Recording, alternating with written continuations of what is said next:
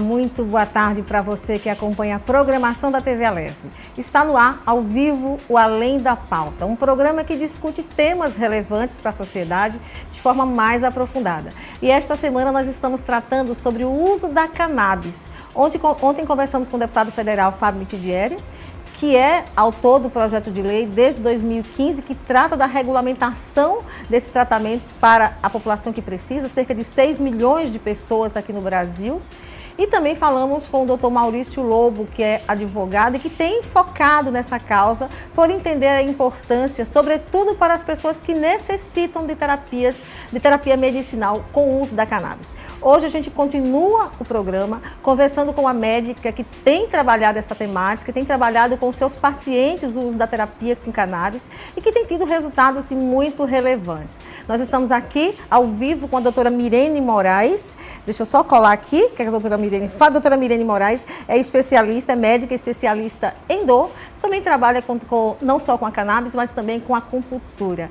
Vamos dar as boas-vindas a ela, já agradecendo por estar participando do Além da Pauta e trazer aqui uma contribuição para vocês que nos acompanham. Lembrando que desde 2019 existem aí pelo menos 14 medicamentos liberados pela Anvisa para importação e, claro, nem todos ainda estão na farmácia à venda. Mas ainda há muito tabu, há muita dificuldade de compreensão da importância desse tema, até porque quando se fala em cannabis, só se pensa em maconha para uso recreativo. Então vamos desmistificar isso conversando com quem entende do assunto. Doutora Mirene, seja muito bem-vinda ao Além da Pauta. É um prazer recebê-la aqui. Tudo bem? Olá, Kátia. Obrigada pelo convite. É uma pauta extremamente interessante para o Brasil, principalmente, né? Nós que estamos atrasados aí há pelo menos 10 anos da maior parte dos países que já tem uma regulamentação bem específica para cannabis medicinal nos seus países, né? Principalmente para Sergipe, né? Sim. O estado que é o pai da RDC, do projeto de lei principal em tramitação. Verdade, o Fábio Mitidieri, que esteve aqui ontem com a gente, é o autor dessa proposta, dessa iniciativa, que foi aprovada pela Comissão Especial da Câmara e ainda espera ser apreciado em plenário. Claro que há uma demora sobretudo por conta do preconceito e da dificuldade das pessoas compreenderem o quão grandioso é esse projeto para que milhões de pessoas, como bem disse aqui no início do programa, sejam atendidas de forma assertiva, né, com menos dor e com mais qualidade de vida. Doutora Mirene, eu queria que a senhora começássemos esse programa, a senhora explicando de forma bem didática qual é a diferença entre a maconha, que as pessoas usam de forma recreativa, né? Ou seja, para ficar de boas, para ficar relaxado, e a cannabis. Então, Kátia, na verdade, a planta é a mesma, né? A planta é a cannabis sativa. Da planta, a gente pode retirar vários componentes que vão ser terapêuticos. Então, dentro da cannabis, dentro da maconha, que é a mesma coisa, né? Só que infelizmente a maconha tem um peso muito grande, né, de preconceito. Então, a palavra cannabis muitas vezes fica mais leve e é mais direcionada, inclusive, para a parte medicinal. Mas a planta é a mesma, é importante deixar isso claro, né? A planta, a cannabis, ela já é cultivada há mais de 4.000 anos. E dentro dessa planta existem vários componentes que podem ativar as nossas células para se comunicarem melhor. E isso já foi uma descoberta há cerca de 30 anos atrás, né? Que a gente descobre os locais aonde esses ingredientes que existem na planta, onde eles agem nas nossas células. Essa planta que já é domesticada há 4.000 anos atrás. A gente usava sem saber por que ela estava com um efeito positivo no nosso corpo. E a partir desses últimos 30 anos, a gente consegue saber aonde ela age. E isso é mais importante, né? O uso recreativo, que a gente chama de uso adulto, ela é um uso onde a gente não sabe a quantidade que o paciente ou a pessoa está usando, seja dos componentes principais da planta, que seria o canabidiol, que é o CBD, e o THC, principalmente o THC, que é o componente que é mais psicoativo da planta. Então, quando uma pessoa usa um cigarro de maconha, por exemplo, ele vai ter um efeito benéfico em relação à ansiedade, a toda essa condição, mas a gente não tem nenhuma noção do quanto a gente está dando para essa pessoa. E quando a gente extrai da planta componentes farmacêuticos, onde a gente pode ter a ativação das nossas células em concentrações adequadas, em concentrações terapêuticas, a planta se torna medicinal. Então, essa é a principal diferença, mas a planta é a mesma. Doutora Mirene, a gente vê aí que a literatura médica já traz aí a cannabis com efeitos importantes em várias doenças crônicas e neurológicas. Quais são essas doenças e quem pode fazer uso dessa terapia?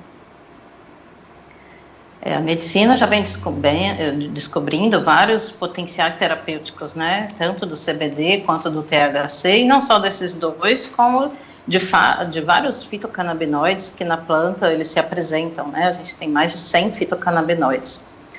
É importante saber que são elementos, né? Principalmente esses dois que são os mais conhecidos, que eles têm um efeito principalmente anti-inflamatório, um efeito de regeneração celular, são usados para pacientes com doenças oncológicas, na tentativa de diminuir os sintomas, né, muitas vezes que incomodam muito, de quimioterapia, da radioterapia, porque ela é antiemética, ou seja, ela tem um potencial de diminuir vômito, de aumentar o apetite, de melhorar uma qualidade de vida, de melhorar o sono. Pacientes com problemas emocionais, psicoemocionais, de depressão, ansiedade, doenças degenerativas que a gente chama, as demências, né, por ela ser um anti-inflamatório potente, a gente pode e a gente usa para quadros demenciais, onde a gente observa melhoras de interação, né, desses pacientes que antes tinham um nível de interação muito baixo com as suas famílias, e isso a gente consegue trazer melhoras em relação a esse processo. Pacientes com Parkinson, com espasticidade, que são aquelas pacientes muito rígidos, a gente consegue tentar modular essa questão, e também para dor, obviamente, né? Perfeito. Existem várias substâncias aí na cannabis, né? Cada uma tem um efeito diferente, é indicado para um paciente com quadro clínico diferente. Como é que funciona isso? Então, o que a gente tem a gente pode usar a cannabis, né, essas substâncias de várias formas. Por exemplo, o que foi dito bastante ontem, né, de todas essas medicações que já estarão na prateleira de qualquer farmácia. Hoje a gente já tem 3 que já estão sendo comercializados, mas ao longo deste ano, os 14 que estão liberados já devem ir para a prateleira da farmácia. E dentro dessas medicações, a gente pode usar não só por boca, não só colocando embaixo da língua, a gente pode fazer medicações tópicas para passar na pele, a gente pode fazer medicações de uso retal, por exemplo, em óvulos vaginais, com as mesmas propriedades que a gente tem em qualquer medicação de farmácia. O mais usado, inclusive o uso inalatório, também é terapêutico quando usado em concentrações adequadas, né? O mais conhecido é o uso por boca, igual a gente toma um remedinho de conta-gotas na língua, né? Esse é o uso principal, onde a gente consegue ter 2 substâncias principais, tanto uma medicação de um frasco, por exemplo, de canabidiol, quanto um frasco apenas isolado, muitas vezes, de THC. E tem várias combinações, né? O canabidiol junto com THC, só o canabidiol puro, isolado, sem nada do THC, que inclusive já está liberado até nas Olimpíadas. Desde as Olimpíadas de Tóquio, os atletas já podem usar o canabidiol livre de THC. Então, realmente a gente tem inúmeras possibilidades terapêuticas em diversas formulações possíveis, né? Só que infelizmente no Brasil a gente ainda está engatinhando nessa conversa, né? Dos 14 medicamentos aprovados pela Anvisa para importação, 3 estão na farmácia. Mas como é que as pessoas têm acesso a isso? Precisam passar por um profissional que trabalhe com essa substância para que ele possa prescrever e esse paciente poder ter acesso. É assim? Na verdade, medicações à base de cannabis, elas são prescritas através de profissionais habilitados. Isso foi uma questão, inclusive, levantada pela Anvisa, que pela dificuldade de uma regulamentação nos nossos projetos de leis, que ainda não foram efetivamente aprovados, a Anvisa acabou tendo que se posicionar ao longo desses últimos anos para as pessoas poderem ter acesso a essas medicações, já que a pressão popular começou a ficar imensa, né, principalmente desde 2015. Então, a Anvisa acaba se posicionando e liberando várias regulamentações, possibilitando que médicos prescritores, e não só médicos, né, profissionais habilitados, médicos, veterinários e odontólogos, para a prescrição médica de cannabis. Então, é só Desculpe, só para a gente entender. Então, há um profissional médico que está habilitado para a prescrição da cannabis. Não é qualquer médico que pode fazer isso. Não, na verdade, todos os médicos estão habilitados a prescrever medicações à base de cannabis. Tá. O mais importante é que ele tenha, como em toda especialidade, que ele tenha convivência e estudos na área. Acho que isso que é o mais importante, né? Sim, claro. Formação na área é importante para que tenha um diferencial, uma garantia, uma maior segurança para o paciente que faz uso dessa cannabis, não é? Por que a senhora acha que ainda há tanta resistência? Estamos aí no Congresso com algumas propostas de lei tratando sobre o tema, dentre elas o projeto 399, mas ainda há muita resistência, não só no Congresso, na própria sociedade e, curiosamente, entre profissionais da saúde também, que tem um certo cuidado, inclusive os que trabalham com cannabis têm um certo cuidado ao falar sobre o tema, ao se expor que prescreve essa medicação. O porquê a senhora acha que há toda essa resistência, esse medo, esse tabu de aparecer, de se colocar?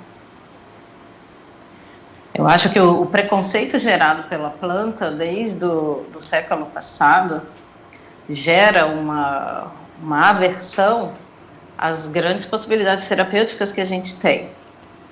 E eu acho que o mais importante é o porquê que a cannabis funciona no nosso corpo.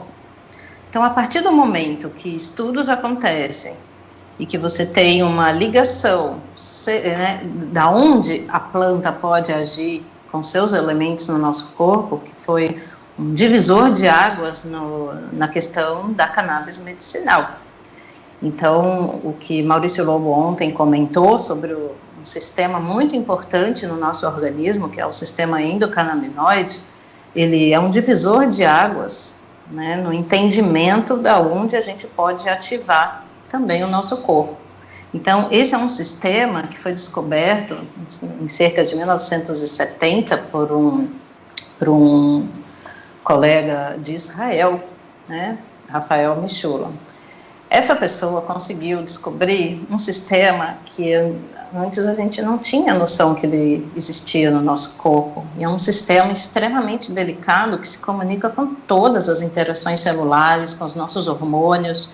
Está presente em vários locais, no sistema nervoso até as células da pele. A partir do momento que você conhece esse sistema, você consegue imaginar todas as possibilidades terapêuticas. O problema é que é um sistema que ainda não está nas escolas médicas. Isso está chegando agora, principalmente no Brasil. Então, entender principalmente essa possibilidade, ativando um sistema que é muito atual para a medicina, e entendendo que ele existe, eu acho o principal. O problema é que a gente não estuda isso na faculdade, né? Isso precisa estar sendo ventilado nas universidades para a gente conseguir entender que existe um sistema novo, muito novo, para a medicina. E a partir do momento que os médicos conseguem entender que ele existe, esse preconceito com certeza vai diminuir, porque é um sistema que interage com todo o nosso corpo e todo o nosso equilíbrio, e que a gente pode modular ele de várias formas. Sim, então na verdade a questão é de informação. Informação. Quando tivermos formação, teremos formação para entender as coisas como devidamente elas são, né? Agora, doutora, como é que o paciente reage? E é curioso, eu dia desse estava conversando com uma colega que recebeu de um colega dela um olhinho, porque ela tem ansiedade, ela passa noites em claro. E aí ela recebeu um olhinho, ela disse, mas eu fiquei com medo de usar, até hoje ela não usou, continua guardado o olhinho na casa dela.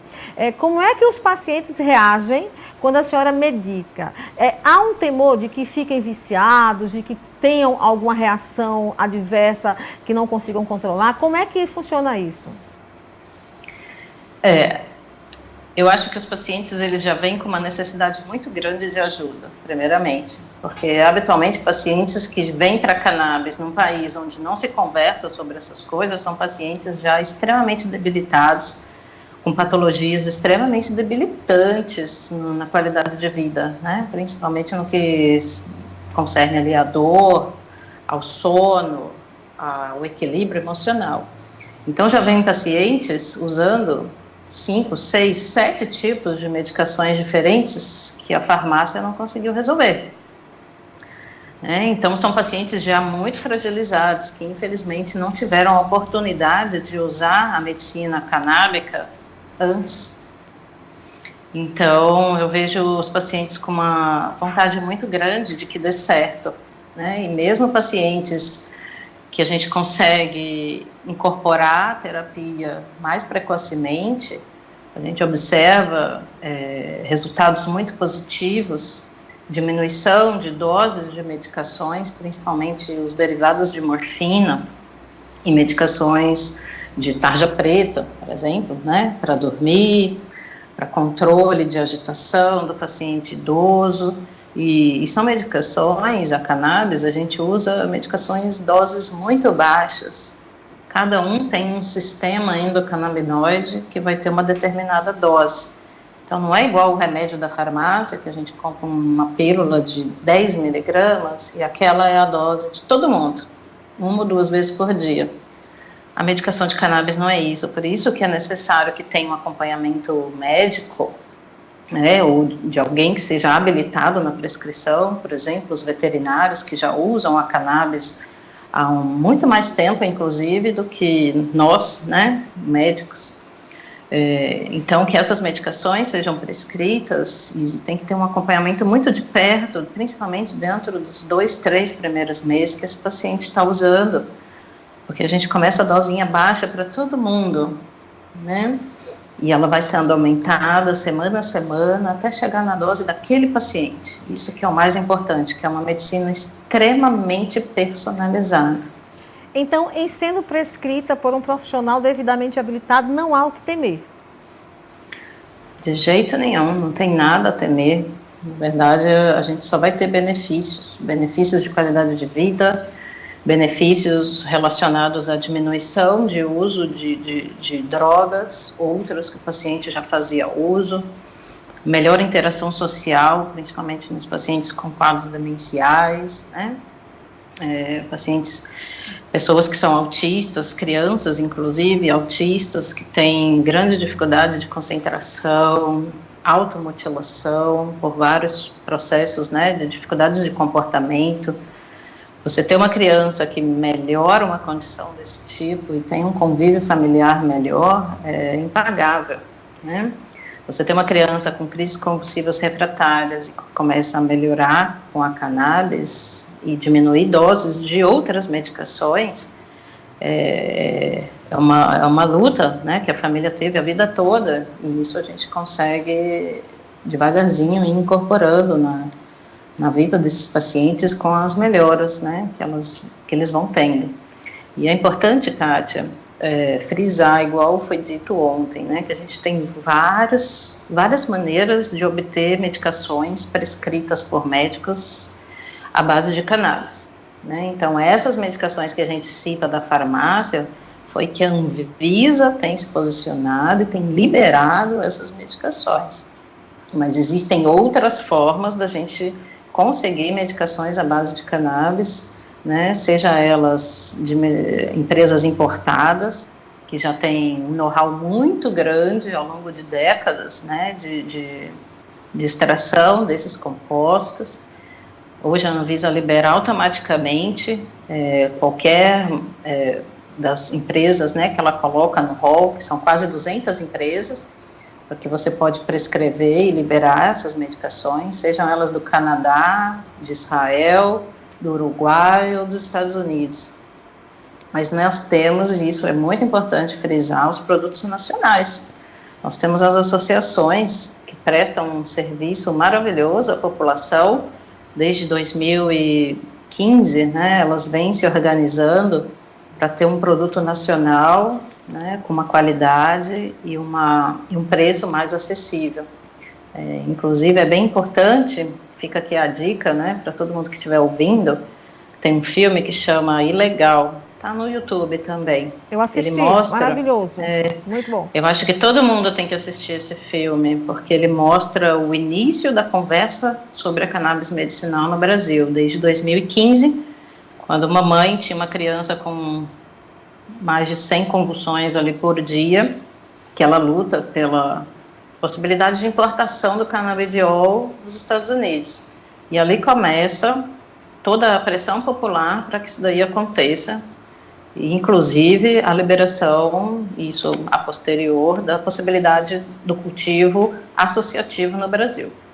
Doutora, a senhora falou aí de algumas doenças que podem ser tratadas com terapia por cannabis, né? E aí câncer, autismo, doenças degenerativas, epilepsia, Alzheimer também está nessa lista aí de doenças que podem ser minimizadas. Sim, são as demências, né?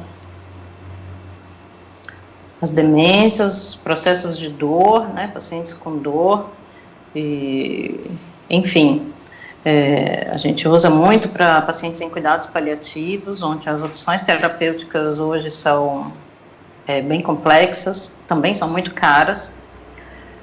Então, para pacientes em cuidados paliativos, em tratamentos oncológicos, pacientes com dor, né, são realmente o carro-chefe, né, inclusive nas pesquisas, né, na literatura, em tudo que a gente encontra. E lembrar que nós estamos atrasados pelo menos 10 anos na conversa sobre a cannabis medicinal. Em qualquer país, seja ele da América Latina, no Uruguai, no Canadá, nos Estados Unidos, na maior parte dos Estados Unidos, né, dos Estados Unidos, inclusive Israel, né, que é um país que nunca ninguém imaginaria que tem plantações enormes de cannabis. Os pacientes fazem uso de cannabis medicinal internados dentro do hospital. Eles têm grupos de apoio de cannabis medicinal no sistema de saúde. Então, a gente está muito tempo longe, né, do que está acontecendo no mundo. Doutora, é verdade, Sergipe, sobretudo, né? A discussão já acontece no país, mas Sergipe ainda está engateando nesse processo, apesar de termos, como a senhora bem colocou aqui, o pai do projeto que trata do assunto, né, com mais abrangência, mas ainda estamos, de fato, iniciando essa discussão, ainda com muito preconceito, com muito pé atrás, o que é uma pena, não é? Então, eu queria que a senhora falasse um pouquinho mais como é que as pessoas acessam, por exemplo, tem alguns desses problemas ou querem conhecer mais da terapia por cannabis, como elas encontram, por exemplo, a senhora? Então, nós temos um processo até de divulgação bem importante no estado, é uma causa realmente que eu tenho abraçado pela falta da divulgação desse tema no nosso estado. Nosso estado é o pai, né, do PL, que está sendo ventilado aí no Congresso. Então, nós precisamos principalmente conversar sobre isso, né? Hoje já tem várias clínicas, né, que atendem pacientes em telemedicina, por exemplo, no Brasil. É importante saber que dentro das associações existem médicos que também abraçaram essa causa. Então, é importante a gente conhecer as associações no Brasil, entrar no site, né? Seja ele da Abrace, que é uma associação enorme, por exemplo, na Paraíba, né? A Maria Flor, uma associação no interior de São Paulo, a APEP no Rio de Janeiro, a AMA no interior de Minas Gerais. Então, assim, associações boas não faltam no Brasil, né? Então, é importante que a gente procure médicos habilitados nesse tipo de tratamento, isso é o mais importante, né? A nossa causa em Sergipe está sendo abraçada, então, desde site, mídia social, a gente precisa conversar sobre isso e nós estamos aqui exatamente para poder passar essa informação para frente. Quanto mais se divulga, mais amplificada fica essa comunicação, né? E também facilita o acesso de quem de fato precisa dessa terapia, né, doutora?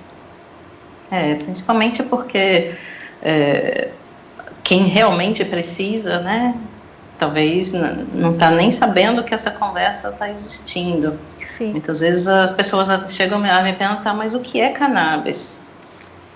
Então, a gente não tem nem a ideia de que cannabis realmente é um derivado, né? É uma planta que é a maconha e tem derivados extremamente benéficos dentro dela. Sim. E o mais importante é saber que a cannabis, né, a maconha também não é só terapêutica, né? Então, dentro desse PL que está sendo ventilado há 7 anos, a cannabis também tem um fim industrial muito importante, que nós, como um país agro, a gente está perdendo tempo, né, em toda essa diversidade de uso da cannabis, desde papel, plástico, bioplástico, toda a indústria têxtil, né, de roupas. Então, isso é realmente muito importante saber, que não é só medicamento, né?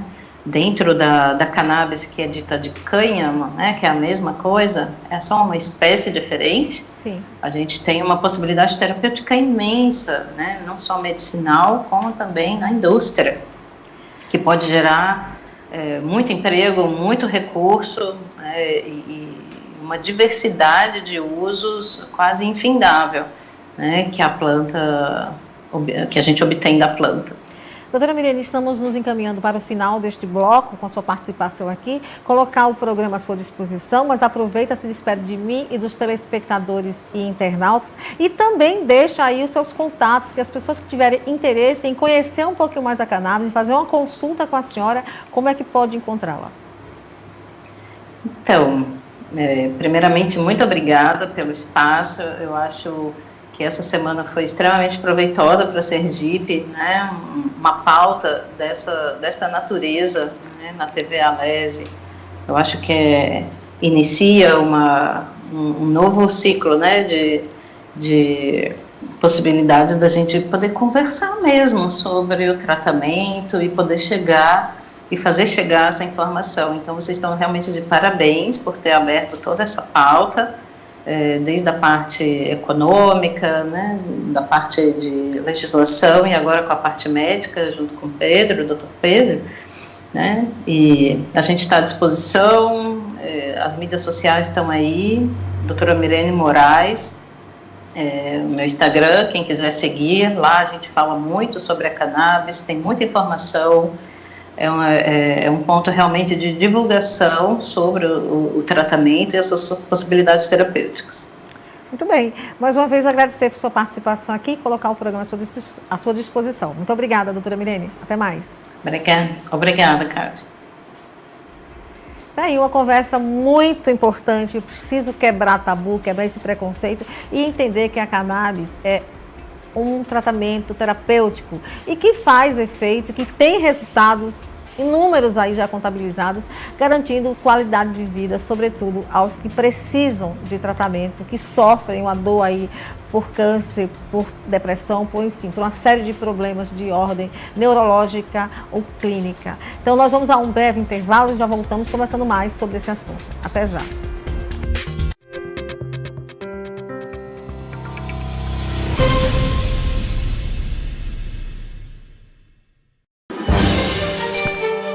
O jornalismo é dinâmico, a rotina dentro e fora da redação é sempre intensa. Afinal, estamos em busca da informação precisa para bem informar a sociedade. E o que dizer então das grandes coberturas desafiadoras? E é isso que nos move, os desafios diários em busca da notícia, do melhor conteúdo. E por falar em desafio, eu tenho uma novidade para você. Eu, Denise Gomes, agora sou TV Alese. Vamos juntos de segunda a sexta-feira às 8 da manhã no Jornal da Alese, primeira edição. Eu espero você.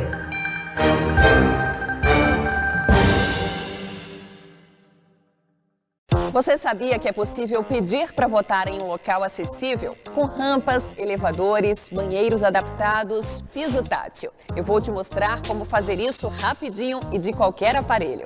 Vem comigo. Aqui a gente vai usar o celular, que é o que está sempre por perto, né? Mas antes, deixa eu te lembrar duas coisas.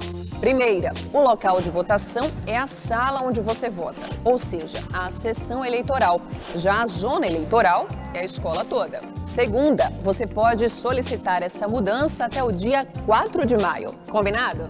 Agora vamos lá. Entre no site tse.jus.br e na aba Serviço ao Eleitor, você vai escolher a opção Título de Eleitor.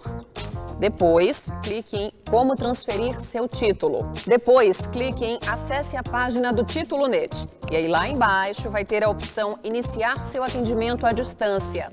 Selecione o seu estado, separe os documentos e preencha seus dados e o seu tipo de deficiência. Aí é só anexar os documentos pedidos e pronto. Você também pode acompanhar seu pedido. É o mesmo caminho, mas no lugar de clicar em Iniciar seu atendimento à distância, você vai escolher a opção Acompanhar seu requerimento. Gostou? Simples e na palma da mão, né?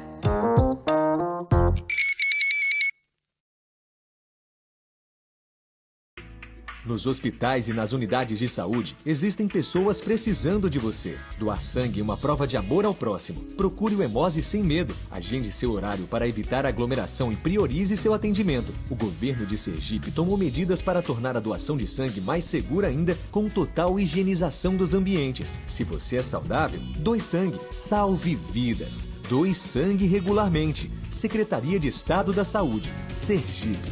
Governo do Estado. O primeiro passo para construir uma sociedade inclusiva é respeitar a diversidade. TV Alese, cidadania e informação.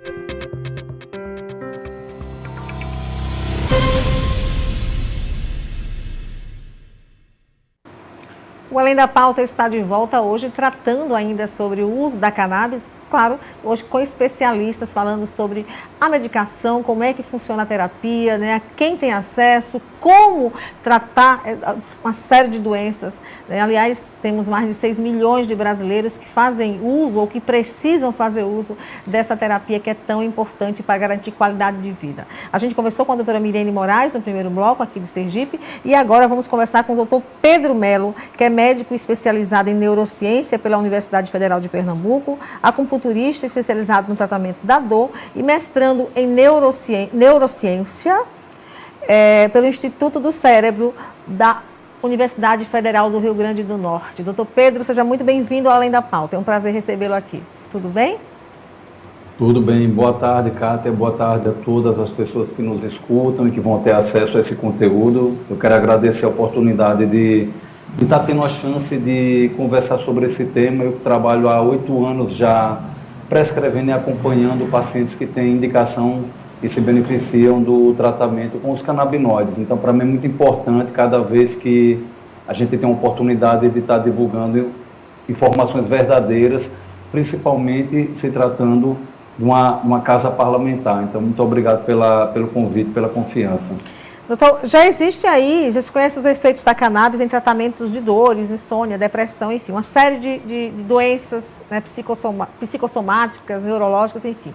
Como é que os pacientes aí em Pernambuco, que é a sua terra, ou no Rio Grande do Norte agora, onde o senhor está, reagem a esse tratamento quando precisa ser submetido a ele? Uhum. Eu sou natural de Aracaju, tá? Ah, é? Ah, então nosso conterrâneo. Maravilha. Eu sou conterrâneo, né? Exato. Está passeando pelo Brasil, então. Passeando e trabalhando e estudando. Sim, claro. Veja, quando a gente tem que desconstruir uma informação, a gente tem um trabalho maior do que quando a gente tem que construir do zero.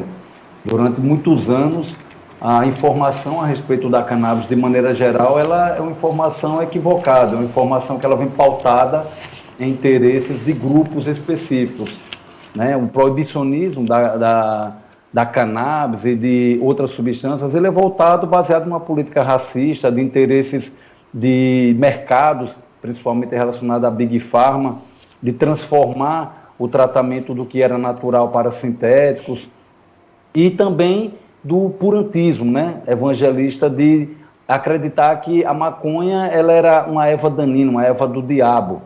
Então, desconstruir isso é um trabalho de formiguinha, e é por isso que eu reforço a importância de estar participando.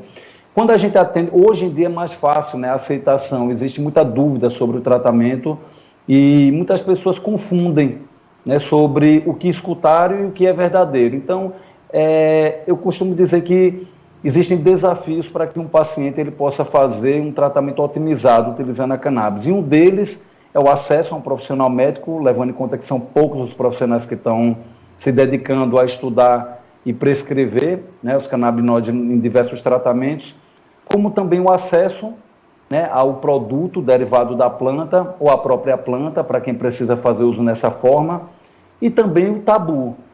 Então, o paciente que ele consegue vencer essas barreiras, ele consegue um tratamento otimizado. E, durante a consulta, a gente consegue explicar de maneira mais detalhada por que vale a pena, levando sempre em conta o que o médico deve levar à hora de prescrever qualquer tratamento, por que vale a pena, levando em conta o risco-benefício, fazer uso da cannabis para o tratamento da sua queixa, né? Quando se procura um profissional para tratar cannabis, quais são os cuidados que o paciente deve ter?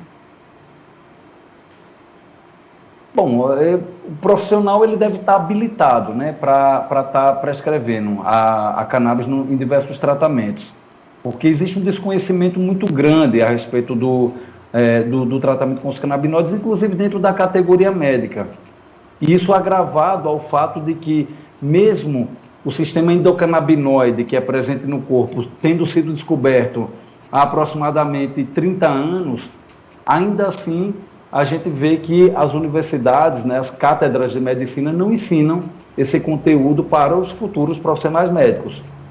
Então, o cuidado que a pessoa que entende ou que acha que tem indicação para se tratar com a cannabis deve ter, é de estar procurando um profissional que esteja habilitado nessa performance, né, de indicar a cannabis como tratamento. Independente do quadro clínico do paciente, quais são os efeitos colaterais que o paciente pode ter com o uso da cannabis? Os efeitos colaterais que podem ser apresentados são aqueles efeitos colaterais que são inerentes de várias substâncias, né, que são utilizadas em tratamentos, desde sintomas gastrointestinais, que possa ser um aumento do ritmo da evacuação intestinal, né, na forma de diarreia, ou até mesmo uma diminuição nesse ritmo, com um quadro de constipação, mais conhecido como prisão de ventre, pode dar uma dor epigástrica, pode dar uma tontura, então pode despertar o sono ou pode induzir a sonolência. Isso vai depender muito do perfil do óleo ou de qualquer outro derivado da planta que o paciente esteja usando. Uma coisa que eu chamo a atenção é o seguinte: esses efeitos colaterais que podem vir uma hipersensibilidade, ou seja, uma reação alérgica pode acontecer, mas esses efeitos colaterais que o paciente possa vir a apresentar, eles são efeitos colaterais que eles trazem muito menos preocupações do que os tratamentos convencionais. E esse formato de poder estar tratando, aumentando de gota em gota os óleos, levando em conta que a maioria dos pacientes fazem o tratamento por via oral, com o uso dos óleos, eles são efeitos colaterais que, quando vêm aparecer, são brandos, uma vez que a gente vai aumentando gradativamente, conforme dita o protocolo utilizado em países que já utilizam a terapia canábica há muito tempo, e que muitos deles, às vezes, não são nem um efeito colateral, são um efeito desejado. Há uma boca seca, às vezes um paciente com diagnóstico de doença de Parkinson, ele tem um aumento da produção de saliva, E esse chamado efeito colateral, que seria para umas pessoas, para outras pode ser um efeito benéfico. Assim como, por exemplo, a diminuição dos níveis pressóricos, ou seja, da pressão arterial. Isso em alguns pacientes podem trazer um desconforto, mas para outros podem ser benéficos ao ponto de poder, inclusive, mudar o tratamento do próprio antihipertensivo, ainda que não tenha sido passado com essa finalidade. Então são efeitos reversíveis, são brandos e de fácil manuseio e que traz uma tranquilidade bem maior, volto a dizer, se a gente comparar aos tratamentos convencionais, né? Sim, de forma geral, então, são reações que qualquer medicamento, independente de ser à base de cannabis ou não, pode provocar, é isso? Sim, porque aqueles efeitos colaterais que poderiam preocupar mais são efeitos colaterais se a gente levar em conta pessoas que não fazem um tratamento otimizado. Por exemplo, uma alta dose, né, de um derivado rico em THC, que é um dos compostos da planta, eles podem trazer uma confusão mental, podem trazer um efeito ansiogênico, né, do aumento da ansiedade. Se o paciente é um paciente que tem uma predisposição a quadros de psicose, a ansiedade, de maneira geral, não só com a cannabis, pode desencadear esses chamados quadros de surtos, mas quando a gente faz o tratamento com um acompanhamento e sabendo que está utilizando, a possibilidade de apresentar esse tipo de efeito colateral, ela é bem distante, né? Uma vez que a gente consegue manipular essa proporção do THC com o CBD e eles têm efeitos opostos e complementares, similar ao que a gente conhece daquele símbolo da medicina chinesa, que é o Yin e o Yang, né? Eles têm esses efeitos opostos e complementares que traz a possibilidade, além de melhorar o quadro do paciente por conta de efeito da própria molécula, das moléculas desses compostos, como também de um estar amenizando qualquer excesso de efeito que o outro possa estar provocando.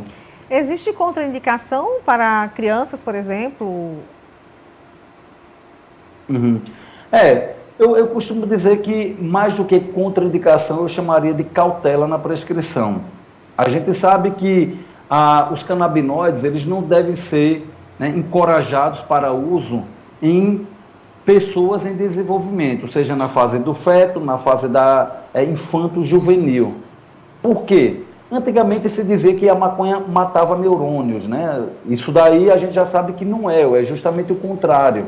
Os canabinoides, eles promovem a neurogênese, ou seja, tem a capacidade de trazer a formação de novos tecidos neurais. Quando a gente está no período do feto, de desenvolvimento de maneira geral, a gente está em fase de neurogênese.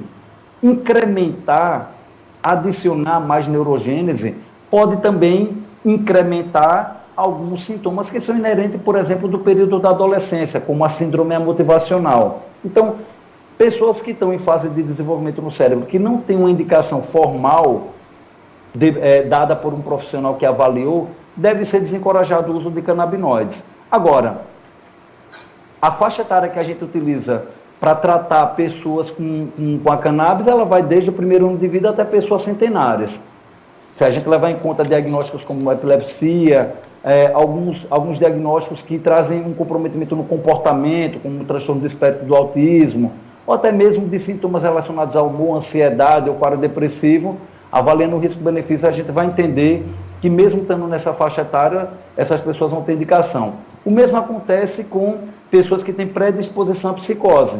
Não há uma contraindicação. O que a gente tem que ter uma cautela é de saber qual vai ser a proporção de canabinoides que a gente vai estar adotando para que esse paciente se trate. Uma vez que a gente sabe até que diagnósticos como esquizofrenia, por exemplo, podem ser beneficiados com tratamento com um dos canabinoides, por exemplo, que é o canabidiol.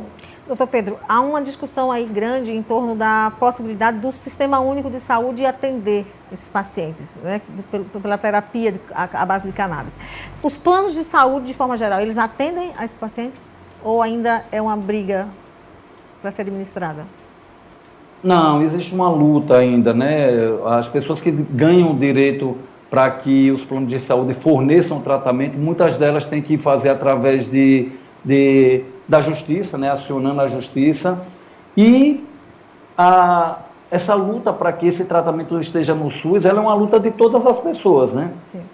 O primeiro passo que a gente precisa é reconhecer esse tratamento como um tratamento que é viável, que é um tratamento que deve ser levado em conta para que os próprios projetos que sejam levados para os poderes públicos, eles sejam aceitos, porque um dos grandes argumentos que a gente encontra para que não exista um ambulatório, por exemplo, de cannabis, vamos dizer assim, pelo SUS, é a falta de reconhecimento, inclusive por entidades que já deveriam estar encabeçando essa luta, como o próprio Conselho Federal de Medicina, que está desatualizado na sua resolução, inclusive, né? O doutor Maurício Lobo ontem conversava com a gente aqui sobre esse tema, e ele falava uma coisa que é real, né? A Constituição garante a saúde, o direito à saúde do cidadão, né? Independente de se ela é por cannabis ou pela medicina tradicional, o Estado, enquanto instituição, deve garantir esse direito. A Constituição faculta esse direito ao cidadão. Então, o que falta, na verdade, é ampliar esse olhar, né, e garantir que esse direito seja, de fato, funcione, seja executado na essência, para que todo e qualquer cidadão possa ter acesso, independente do tratamento, se ele é integrativo ou não integrativo, se ele é tradicional ou não. É isso?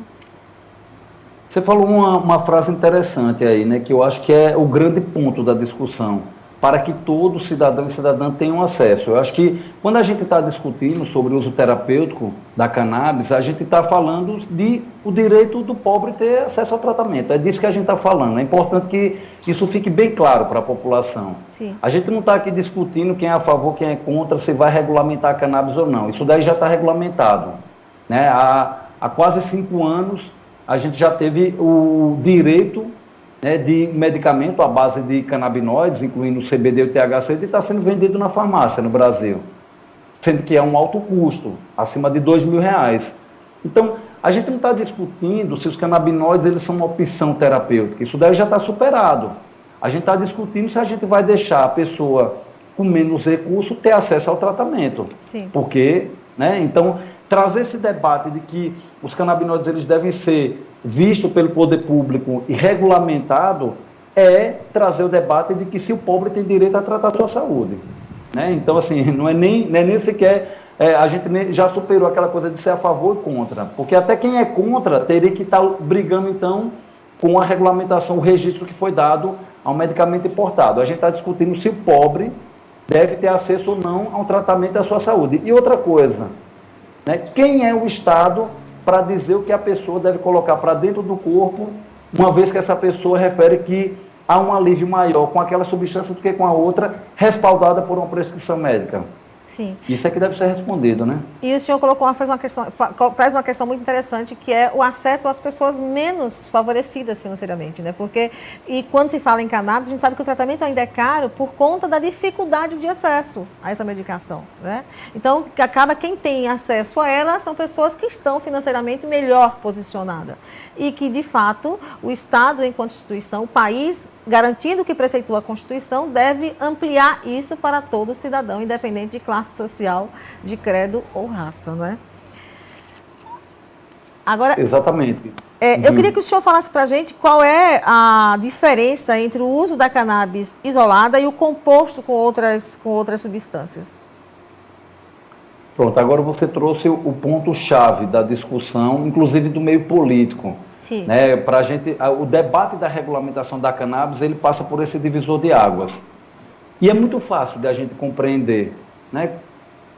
Existe um efeito, que é o efeito comitiva, ou chamado entourage effect, que mostra que a utilização do extrato integral, do chamado fitocomplexo, da planta por completo, ele é mais seguro e mais eficaz do que você usar o canabinoide isolado. Esse princípio, ele não é um princípio da cannabis, ele é um princípio da fitoterapia.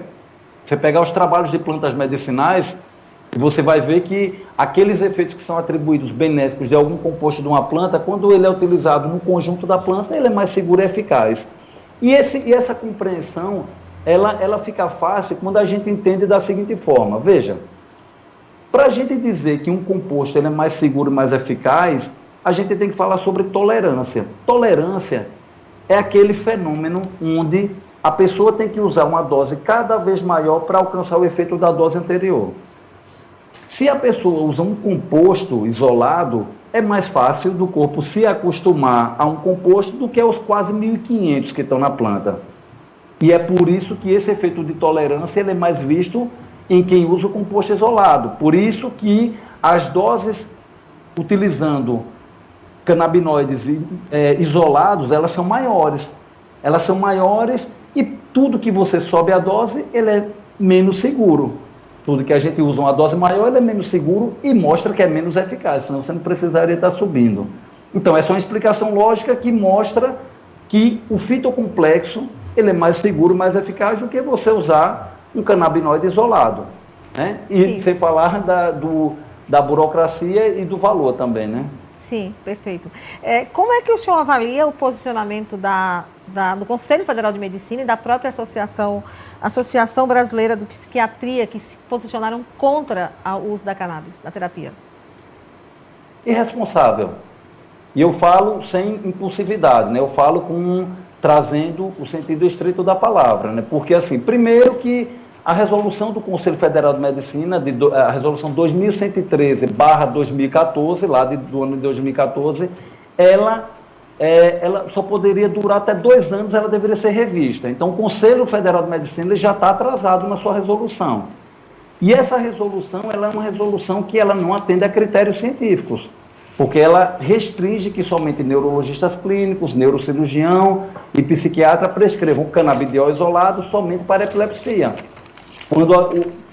Hoje a gente já sabe que existem evidências fortes, evidências moderadas no tratamento usando canabinoides para vários acometimentos, como no tratamento da dor, no tratamento de doenças oncológicas, de transtorno do comportamento, enfim, doenças autoimunes. Então, é um posicionamento lamentável, né? E assim, eu espero sinceramente que prontamente esses órgãos, né, que se propõem a representar o profissional médico e que nesse assunto definitivamente não me representa, que eles revejam o mais rápido possível esse posicionamento para que a gente possa sair desse obscurantismo, né?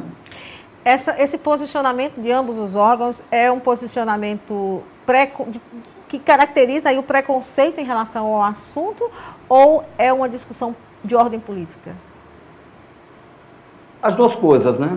As duas coisas, porque ela é de ordem política, porque existem interesses, amparada em um preconceito, né? Amparada no preconceito, na verdade, esse posicionamento dessas entidades, ele é um posicionamento que ele segue o princípio do proibicionismo de um século atrás, que é o quê?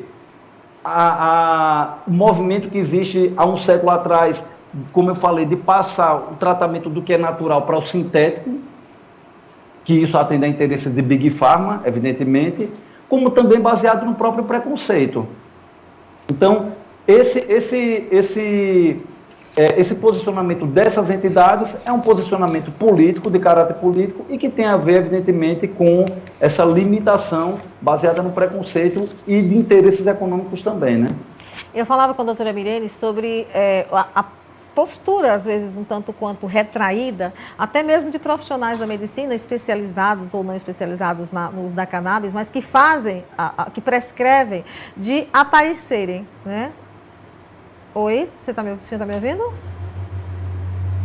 senhor está me ouvindo? O senhor está me ouvindo, doutor? Acho que travou, deu uma travadinha aí.